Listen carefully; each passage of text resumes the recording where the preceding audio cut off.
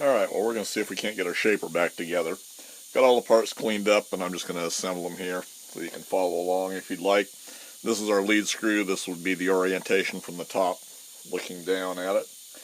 And first goes on our end plate, and it sits right on there like that.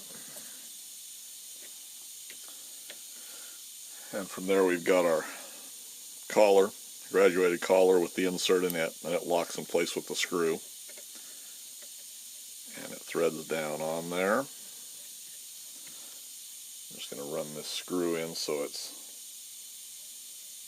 somewhat engaged. You can adjust these. I'll probably at some point go back when I redo the rest of the shaper and redo these dials. I may put a larger dial on and maybe change it so it's adjustable rather than the older style. This one's got quite a bit of corrosion on it and looks kind of ugly by comparison, so we may make some changes to it.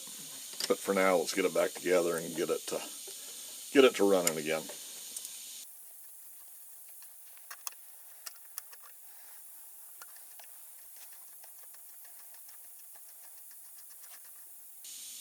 We'll adjust our end play, or how much play we've got here. It's locked in place by the handle and the other knob. So our keyway goes back in there. Then our handle will set on top, except we need to have the keyway in it rather than knocking it out of there.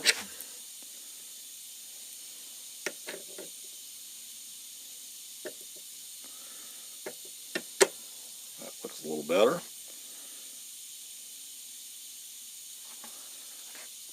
And then our top nut just goes on to lock everything in place.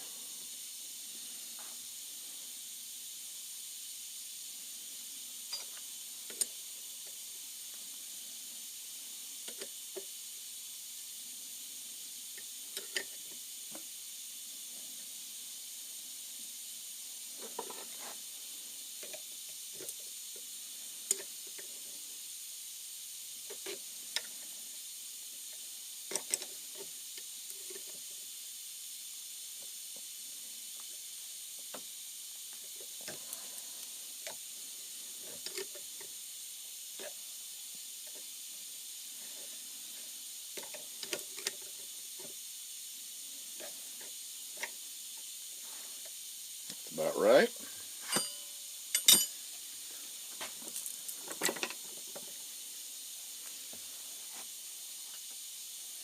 Here's our our downfeed assembly.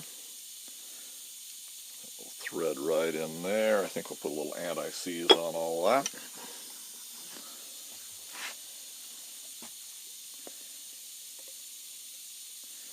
Just to give it a little bit of lubrication to that screw.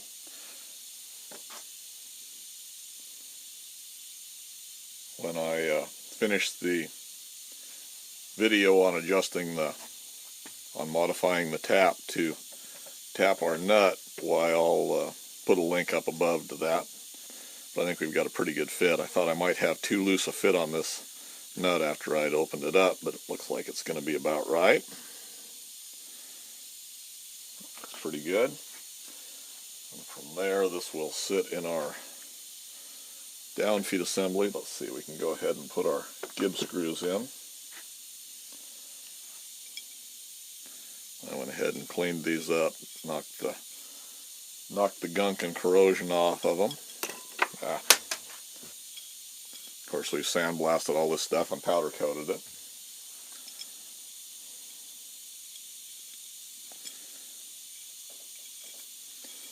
So when we do get around to rebuilding the rest of the shaper, this assembly will be pretty well done anyway.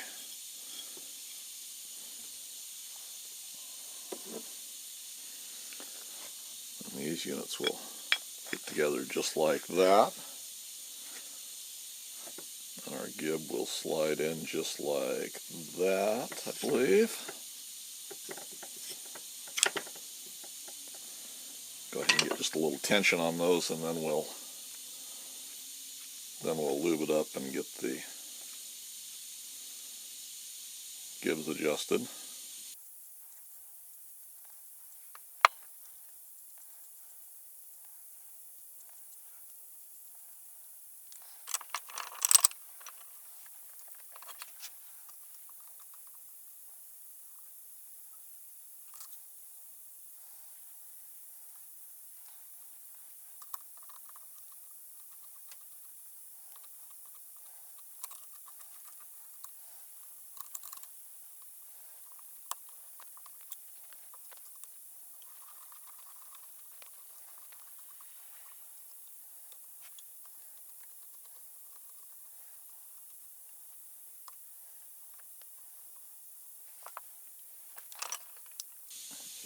Grab a little bit of lubricant here.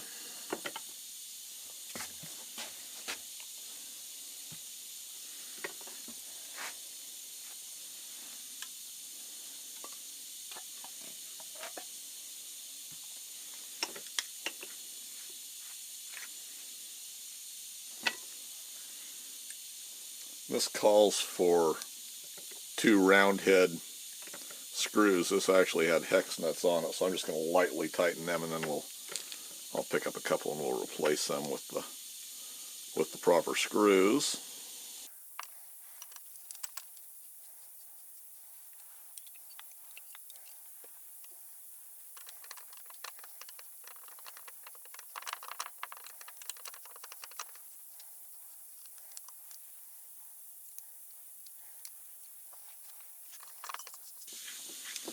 Okay, once we get that in position, we'll go ahead and readjust those gibs.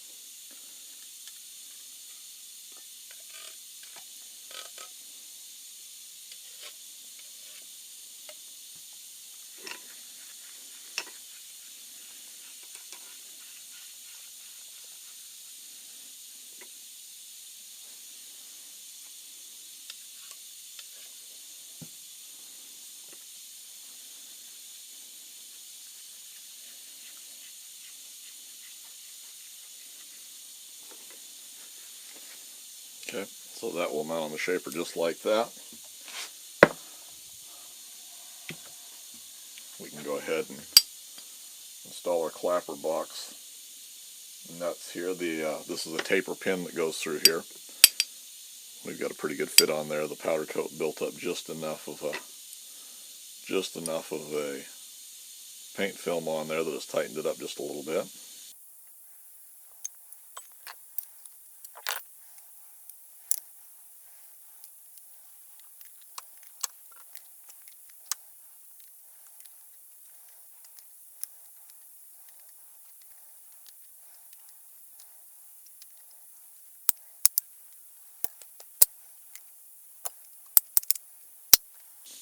And we've got a lock washer,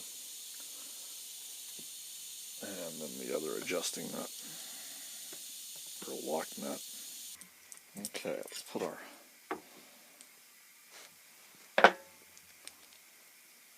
slide on here. I think on the back side of this we're just going to use little anti-seize. It's not going to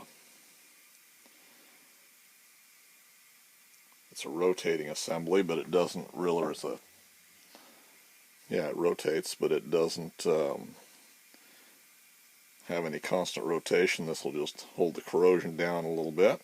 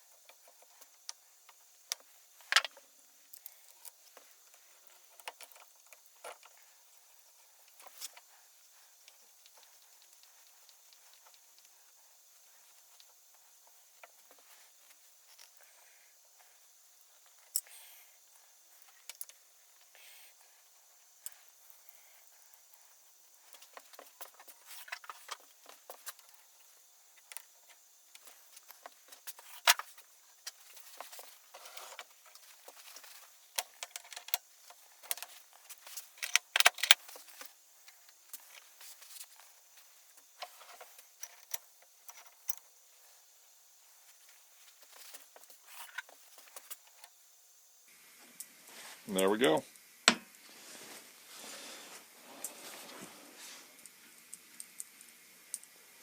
Okay.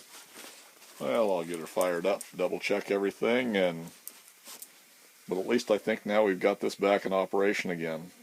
That runs a whole lot better than it did before. Hopefully you found something interesting there.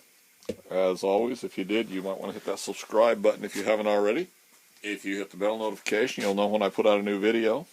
And any comments or suggestions, leave them in the comment section for me below. And as always, thanks for taking the time to watch.